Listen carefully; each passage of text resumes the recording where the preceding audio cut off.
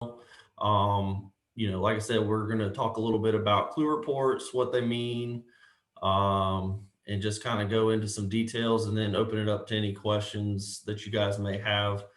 We had a lot of feedback last time, a lot of questions. So obviously it helps us when you guys ask more questions because it makes our job easier. So anything? All right. So we'll start out. What does C.L.U.E stand for? Stands for Comprehensive Loss Underwriting Exchange. And what this is just kind of a tool that we use to, when we're quoting up a property, that we put in this information, put in the address, and it spits back whether this house has had a loss or not. That being reported to the insurance company. They could have had a loss, but if they didn't report to the insurance company, we'll never be able to see it. So there's no trail for it. Um, you got anything on that? All right. I'll do that. So what's on a C.L.U.E report? What is the claim history, like Bradley just said. So if you have a house and you want to know, have they had a huge fire loss, huge wind claim, anything like that, then when we type in that address, then on there, the location and the actual people that own that home will come up on our C.L.U.E report. It'll tell the type of loss, it'll tell the amount paid on it, and it'll also tell if it's a cat claim, which is a hurricane, catastrophic claim. Insurance companies, Farm Bureau in particular, because that's what we know, that we actually how we look at them and how Farm Bureau underwriting looks at them. If it is a cat claim, wind claim, from Florence or past hurricanes, we kind of don't look at them as harsh, because it's not a fire or anything like that. Where if it is a complete fire loss or something like that, an insurance company, a lot of them might not even write it. But with it being a hurricane claim, as long as we see the amount that was paid out, if it's a large loss, our underwriters will make us go take pictures of the house, make sure that the house has been completed, and we're not insuring a house that has not been put back the way that it should be. But as long as it's put back the way that it should be, then, and there's no problems, we take pictures of it, most of the time we can write that with no problem. Yeah. And one of the things too on that claim history, it also pulls, so you guys as real estate agents, you guys are selling a house, or you've got buyers, or a seller that you're representing. It also tells us if that particular buyer, so for instance, let's say that somebody's military and they're moving here from like Tennessee or something, it will tell us if that particular individual has had a loss too. So in other words, let's say that they owned a house in Tennessee, they're military, they moved here to North Carolina, and they had a large fire loss when they were in Tennessee, whether it was a total loss or anything. It will actually pull that information for us, and we have to underwrite that. So we do have to get more information. We have to find out, what happened. Was it electrical? Was it, because somebody left a pan on the stove and it caught fire in the house? We have to know those types of things. So the individual themselves that's buying the house can actually show up on the claim history as well as to whether they've had a loss. And like Melissa was saying, around here with the wind and hail claims, we really, the only thing that we're really concerned about is that the house has been fixed at that point. I mean, we're not, they don't get upcharged for filing a claim for wind. Nothing happens as far as that's concerned. But again, the biggest thing is we want to make sure that the house has been put back together and it's not still been sitting for 2 years at this point, moldy and all that kind of stuff. And somebody's basically going in there to renovate it. So. Any questions so far on that? Okay. All right. This is an example of what we get to see on our end from on the C.L.U.E report. Again, this particular house that we pulled a claim on, it shows on here. I've kind of circled in red where it says flood. So we can tell on this particular house, 9/14/2018, that was Florence. They had a flood policy. So for instance, if you don't have a flood policy and the house did flood during Florence, which there was a lot of houses that did, it would never show up on this report. So these particular folks, they purchased a flood policy. Like I said, we could tell it was 9/14/2018 that the house flooded. You can see right here where it says cat and it says with a Y, that means yes. So that indicates to us that it was a catastrophic claim being a hurricane. So we don't really underwrite that as far as going against an insured or an individual home buyer. We just want to make sure that it was, that's been fixed. And we can see right here how much has been paid out, which is 74.18 on this particular claim. Now, these folks also had some type of damage from Florence as well that was paid out for $900. We can't really tell other than it was physical damage. And again, that's based off of what the insurance company puts in the system as the loss for that. So physical damage could be a tree falling on the house, which technically should be wind. But again, it just all depends on how the claim was input by that particular insurance company. Any questions on that? Yeah. So how does this actually affect homeowners? With Farm Bureau, like Riley said before, it does not increase your pricing on the insurance. It doesn't matter, that there was a claim on it. It's not going to increase that quote. What Farm Bureau will do and other insurance companies is they just will not write the home. But like I had said before, cat claims we're kind of more lenient on. Fire claims, people are not, insurance companies are really getting really tough on that kind of claim. If it's a liability claim, like a dog bite, something like that, if it's actually at that address, of course, that's not going to affect your buyers. But enough if it's your buyers that has had a dog bite liability claim, then we might ask some questions on: do you still have that dog? What kind of dog do you have? But Farm Bureau does not get into asking about different types of breed of dogs, trampolines, pools, nothing like that. And then it could be a delay in getting coverage issued just because we do have to get underwriting questions answered. So, with you guys' help and your buyers' help, that will get stuff, speeded along, just because, we've got to get them questions, because we definitely don't want to write the coverage and then we send it to the underwriter and then they get a cancellation letter, because that's not good business. So we'd rather know up front if there's an issue and make sure that we're good to go and we can keep that on the books. Yeah. And a lot of times too with this, we after Hurricane Florence, a lot of people around here got new roofs.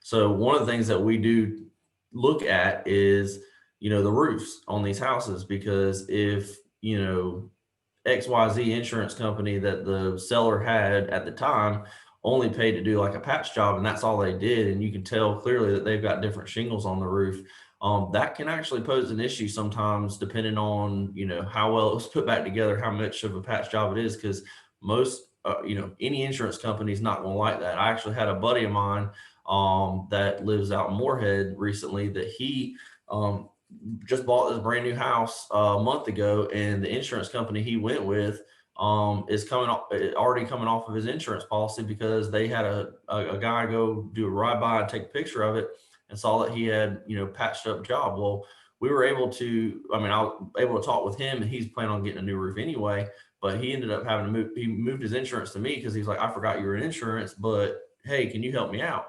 So things like that you may get placed with the insurance company when you buy a house, and they're not going to stay on it once they come out and inspect it. So you got to look at those things when somebody's buying a house and the insurance, because you could put them with some random company that they don't even know who it is, and like I said, they're going to come off of it in a month once they do that ride-by inspection.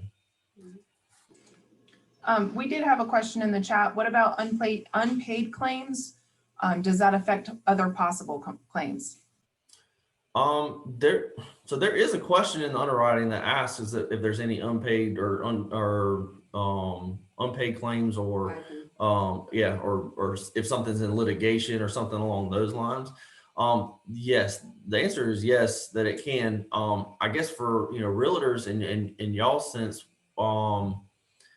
if somebody's selling a house that is under, that's in the courts, I guess, for getting coverage and stuff like that, I would say that probably poses an issue because more than likely they haven't fixed the house. So that would be the biggest concern on our end. And then if you've got somebody that is buying a house that may have a current, open claim on their current house and they're trying to move here, or they're moving in Jacksonville or Onslow County, wherever surrounding areas, that could pose an issue as well, because they're going to want to know why it's being held up in the courts. And again, that's just a simple question, as we can ask them and they can tell us what's going on, because a lot of times it could be a simple issue as well. It was a wind claim. Here's what happened. And my insurance company wasn't paying out like it should be. And that's why I hired a third party adjuster or something along those lines. Any other questions right now? I don't think I can see the questions. So, all right. And then just like Melissa was talking about, around here, obviously we're hurricane prone. So we get, in the past 3 years now, we've gotten a hurricane every single year. So wind claims around here, again, the biggest thing is we want to make sure that the house has been fixed. I don't know if any of you guys are familiar with Northwoods, but that picture on the right for the wind, that's actually a house here in Jacksonville in Northwoods that a tree fell on. I actually rode by there probably a week ago, and the tree's not on the house anymore, but it's still got a huge tarp on it. I'm assuming that they probably didn't have any insurance, and they're maybe just trying to fix it themselves. But stuff like that, where if they were to call us today and ask for a quote, we wouldn't be able to get them a quote, because again, they still have unfinished damage and it's major damage. And again, the fire, like we talked about, fire is obviously a big concern for any insurance company, mainly because the fire typically ends in a total loss, or if not a very large payout, a claim. They want to know what happened, what exactly happened. Was it that particular property? Was it the insurance fault? They've got to get those underwriting questions answered. So what else is part of a C.L.U.E report? Most insurance companies now, some might not tell you, but they run what's called a soft insurance credit check. It does not hit the people's credit, but it does actually bring up a score. With Farm Bureau, you have to have your insurance credit report has to be at least a 650, or we cannot write that property. We go through TransUnion, and let's say it comes back and it's borderline, then we can actually ask our underwriters, can we write this? And they'll either say yes or no. And then that will make the pricing go up. That is part of the C.L.U.E report that can make it go up, because they can actually rate somebody. Let's say they've got a 640. But they've never had any claims, anything like that, then we can ask for some exceptions on that. And a lot of times our underwriting will let us, but it's going to be at a higher price because of that credit. And then we just have to tell the customer, after we are, in the middle of writing the application, why, this is, and that pricing will go back down, because they actually check it every single year, the credit report. So once they get above that 650, then that extra consensus rate will be taken off. And they can get a copy of that TransUnion report as well if they want it.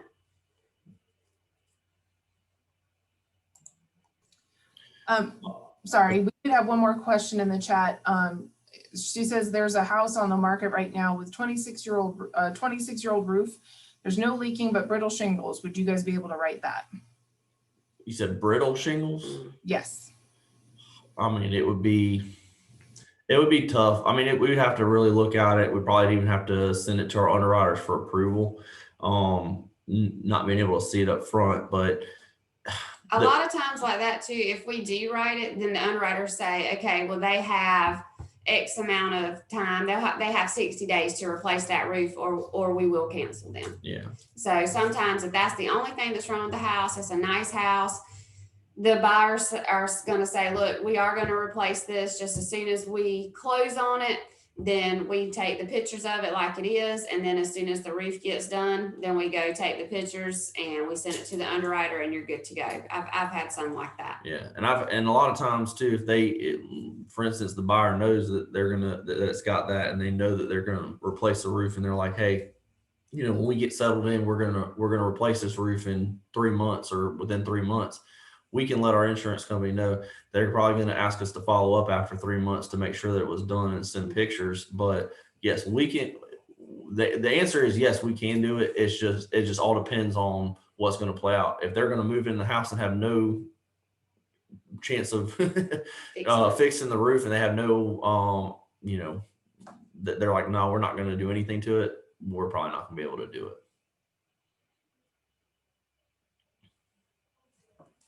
All right. Melissa kind of hit on this earlier too. So again, we represent Farm Bureau, so we can only speak on their behalf, but we do know that there's a lot of insurance companies out there that won't accept certain types of risks, that have certain things in their house. So again, dog breeds is one of them. Farm Bureau, we have no dog breed restrictions at all. So we can insure anybody with any type of dog. It doesn't matter. The biggest thing is, like Melissa hit on earlier, is if that individual has ever had a liability claim brought to them for a dog bite, that could be an issue. And then also you can see the dog, cozy as can be, floating in a pool. Pool's another thing that we don't have any issues with as well. There are certain insurance companies that have a lot of requirements around pools, or they just want to insure somebody that has a pool. But Farm Bureau, we will insure anybody with a pool. Same thing with trampolines. We don't have any issues with trampolines. I think that's kind of like a dying thing now. It used to be a big issue back in the day, but most insurance companies will insure somebody that's got a trampoline in their yard. And your brittle house. Yeah, and then you've got the brittle house in the bottom right corner, which is also, in this case, is a vacant home. We will not insure vacant homes on a Farm Bureau policy. We can get quotes through them. Typically, we refer it out to other agents to do, that are in Jacksonville that we have connections with. But if the house is planned to be vacant, meaning they don't plan on moving into it within a couple months after they've bought it, we cannot insure it. So, and what we mean by vacant is it's not livable. So they don't have any furniture. There's no beds inside. Basically, it's just like you sold it when the people moved out of it. So we cannot insure that on Farm Bureau paper, but we can do it. Like I said, we've got connections that we can assist with on that. And most of the time around here, you don't see that. I mean, Jacksonville's a pretty, popular area to be moving with military folks and stuff like that. So they're typically moving in the house, but we just want to kind of let you guys know that a vacant building policy is a whole separate policy. It's got very limited coverage in there as well. And it's typically a lot more expensive than just a homeowner's policy.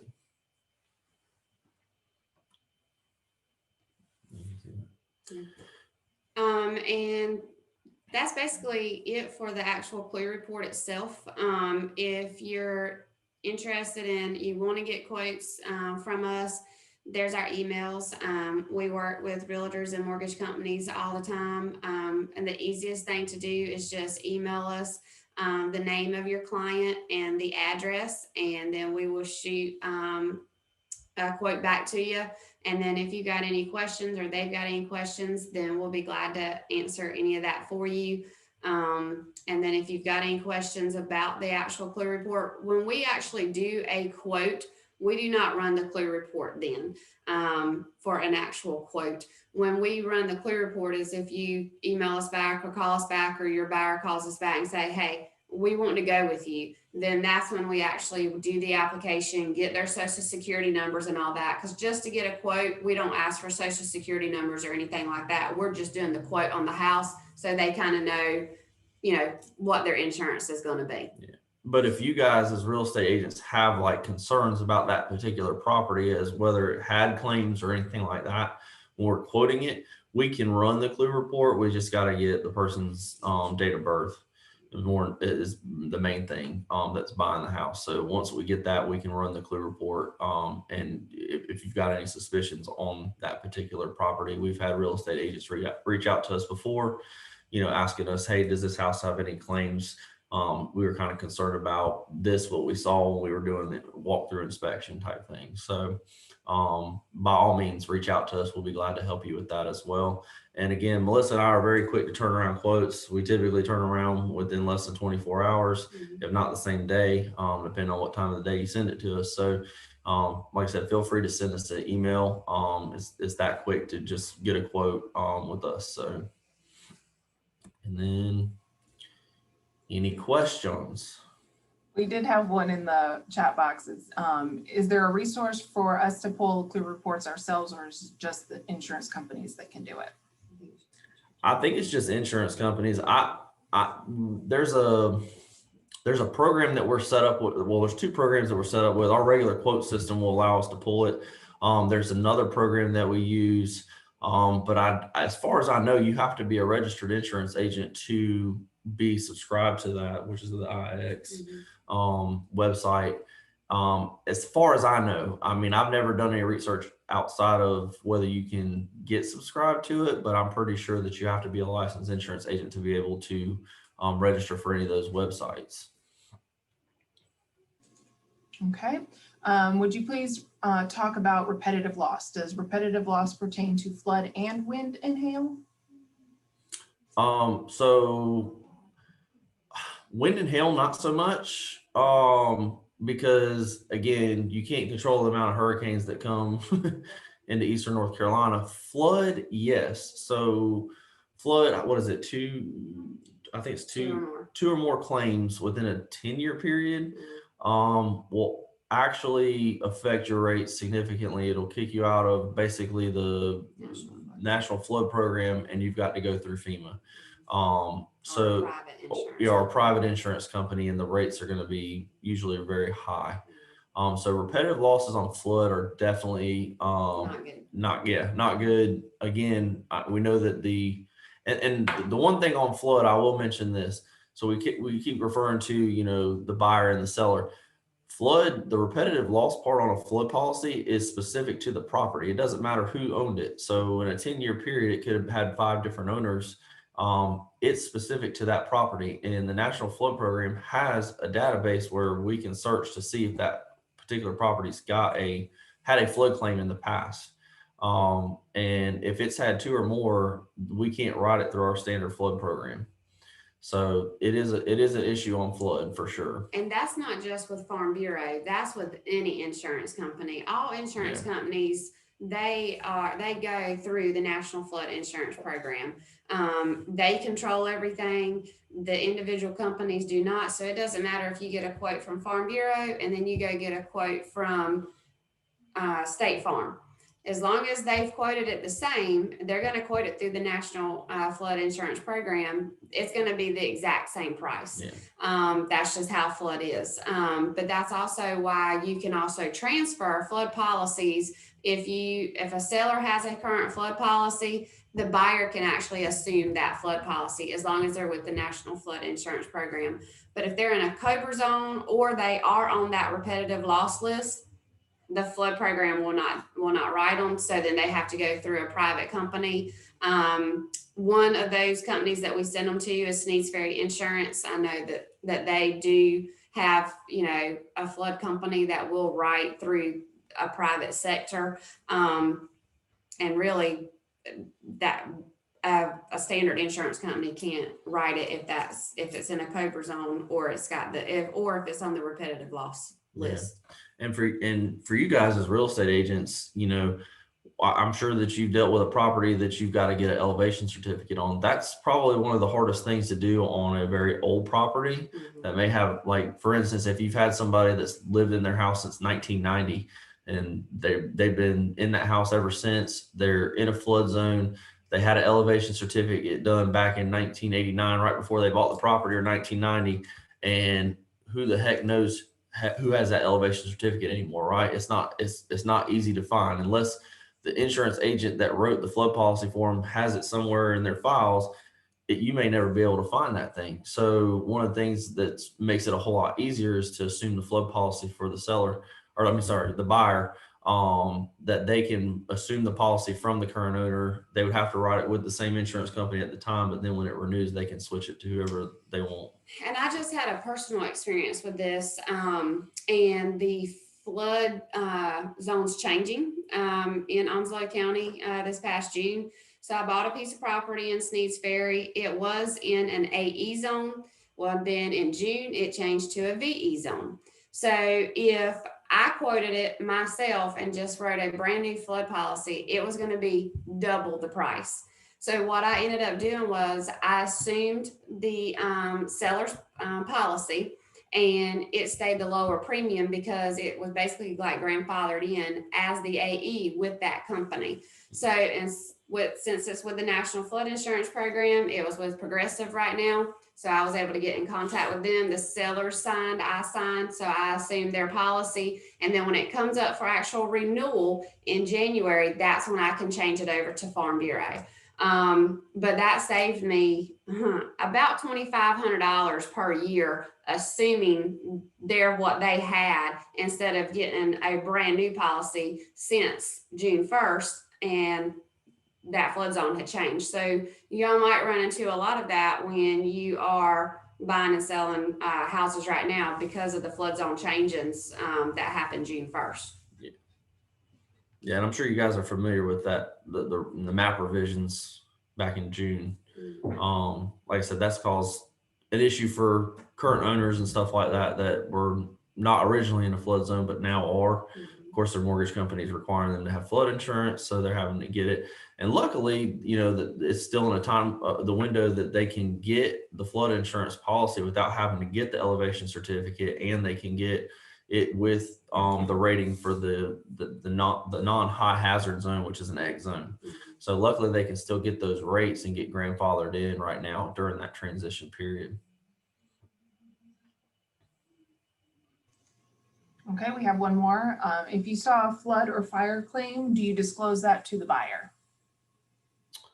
Yeah, normally. Yeah, If it's large. I was gonna say if it's large. I mean, if it's like a $5,000 claim, typically not. If it's like a $25,000 claim, if one, you know, if one of the real estate agents is the one that referred it to me, I would kind of send them a quote and say, hey, look, just to let you know, I saw that on the C.L.U.E report there was a $25,000 flood claim or something along those lines. So you just may want to look into it and make sure everything's been fixed. I mean, I do that as an agent. I think Melissa does it too. Everybody, all the agents are different as far as that's concerned, but I usually do bring it up. Like I said, but it just depends on the severity and how big of a claim it is. I've had some from Florence that I saw was like $125,000, and best believe I'll say, hey, look, you may want to make sure that everything's been fixed.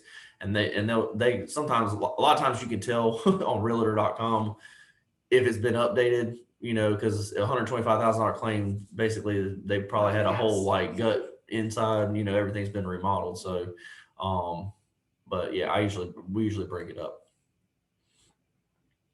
Fire claims, definitely. It doesn't matter if it's a $1,000 fire claim. I usually bring that up because again, that's something that's pretty important. I actually had a house that I was quoting. It was about 2 years ago, and I pulled the tax card on Onslow County, and the picture on the tax card showed the entire front of the house where the garage was forward facing, and the whole garage was completely black from a fire.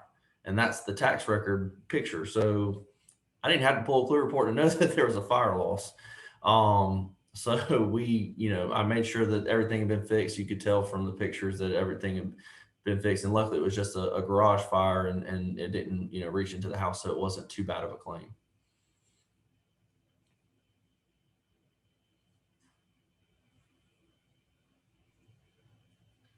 I don't have anything else in the chat. Okay. Does anybody have anything they want to unmute and ask? Again, if you guys have any questions, like I said, let's see here. Well, maybe. There's Melissa and I's email address. Feel free to email us at any time. And like I said, we're very quick to respond. If you got any questions, even if it's outside of just a C.L.U.E report or anything else, if it's just a particular property you're looking at, if it's your personal insurance, we'll be glad to help you out with as well. Again, both of us have been here our whole lives. We're very familiar with this area. So by all means, just, reach out to us. And thank you guys for today. We appreciate your time. Thank you guys. We appreciate you.